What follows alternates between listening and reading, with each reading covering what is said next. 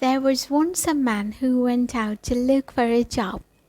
As he was passing his neighbor's house, an important piece of paper fell out of the man's pocket.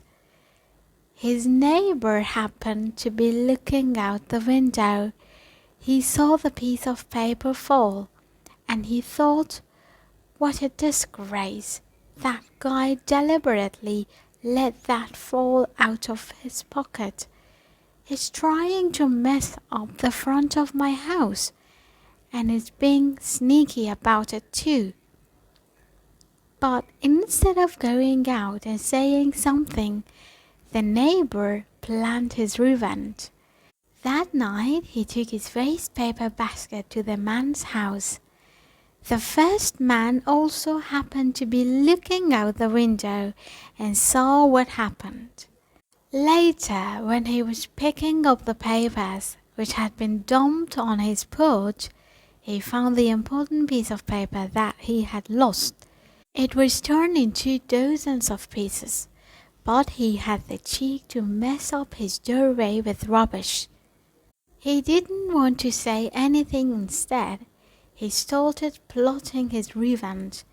That night, he found a farmer to make an order of 10 pigs and 100 dogs.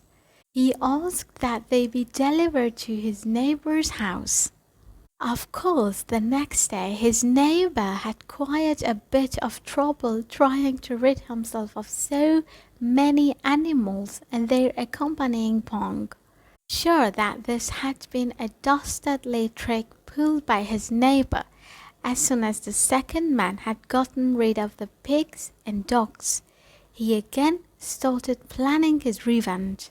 And so it went on. They continued trying to get their own back on each other, and each time their acts of revenge got bigger and more ridiculous. The dropping of that single piece of paper ended up invoking a fire siren, the driving of a lorry into garden fence, the throwing of hailstones at windows, the firing of a cannon, and finally the dropping of a bomb which destroyed both men's houses. Both ended up in a hospital and had to spend quite some time sharing a room there. At first they refused to speak to each other, but one day, tired of the silence, they got to talking. As time passed, they became friends until one day they finally dared discuss the piece of paper incident. They realized that it had all been a misunderstanding, and that if they had talked to each other on the first occasion instead of jumping to conclusion about had intentions, then none of this would have happened. Even better, they would still have their houses.